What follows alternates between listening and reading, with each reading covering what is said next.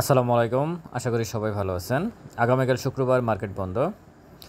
তো আমি যে বিষয়ে কথা বলবো সেটা হচ্ছে এই এক সপ্তাহের মধ্যে বাংলাদেশ বিভিন্ন দাতা সংস্থা থেকে প্রায় $4.25 বিলিয়ন মতো বিভিন্ন প্রকল্পের জন্য অনুদান, বাজেট সহায়তা, ঋণ এই সব কিছু মিলিয়েই আশ্বাস পেয়েছে এবং এই টাকাটা খুব দ্রুত, যেমন আইএমএফের টাকাটা খুব দ্রুত আসতেছে। বিশ্বব্যাংকের যেমন এখানে আছে আইএমএফ $130 কোটি, এশিয়া উন্নয়ন ব্যাংক $138 কোটি, বিশ্বব্যাংক $114 কোটি, আরেকটা সংস্থা AIIB $40 কোটি। এই হচ্ছে মোটামুটি এক সপ্তাহের মধ্যে বাংলাদেশের বিদেশি ঋণ বলেন, অনুদান বলেন, এগুলার আশ্বাস, এবং এগুলো খুব দ্রুতই অর্থ ছাড় হচ্ছে।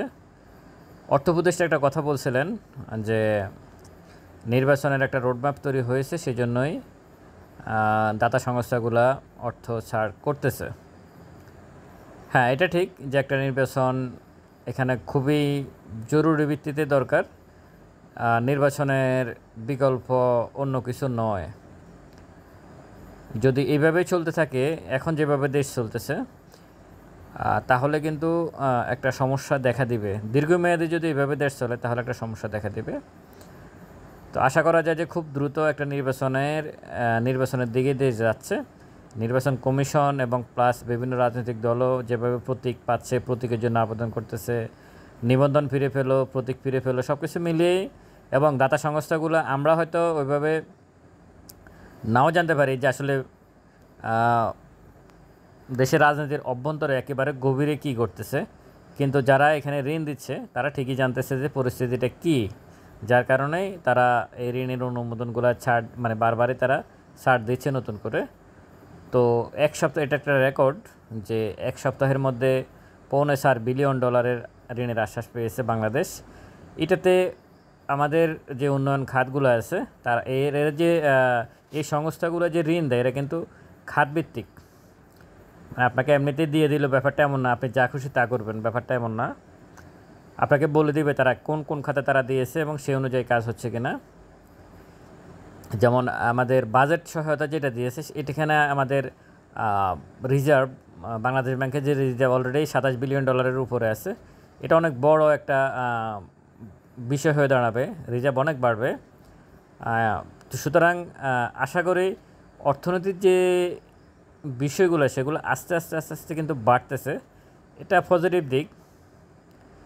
আর নির্বাচনটাও একটা, যদি একটা ঘোষণা আরও একটু স্বচ্ছ পরিস্থিতি তৈরি করে নির্বাচনের ব্যাপারটা, এটাও একটা পজিটিভ দিক হবে। এবং গতকালকে পুঁজিবাজারে যারা বৈঠক করছে সেটাও আমি পজিটিভভাবেই দেখি।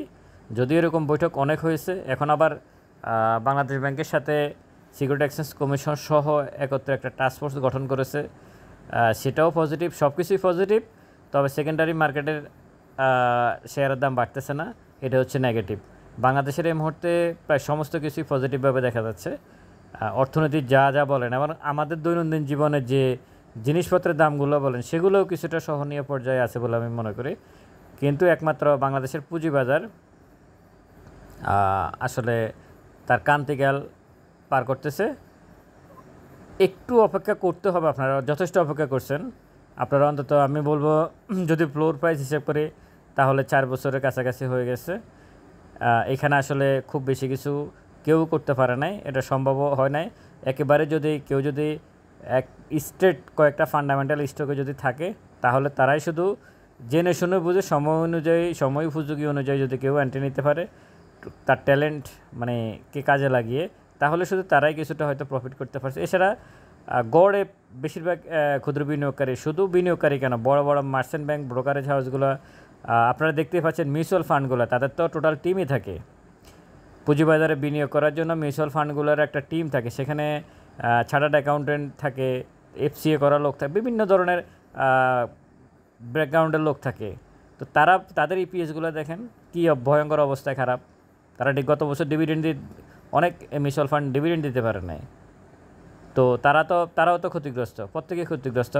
আশা করা যায় এই সমস্ত কিছু ইন্ডিকেটর আমাদেরকে নির্দেশ করতেছে আগামী দিনে আমাদের মানি মার্কেট এবং ক্যাপিটাল মার্কেট দুটোই সামনের দিকে এগিয়ে যাবে। তো এক সপ্তাহের ব্যবধানে $4.25 বিলিয়ন আশ্বাস আমাদেরকে আগামী দিনগুলোতে আমাদের সমস্ত অর্থনৈতিক দিকগুলো পজিটিভভাবে পরিবর্তন করবে বলে মনে করি। ভালো থাকবেন সবাই। আসসালামু আলাইকুম।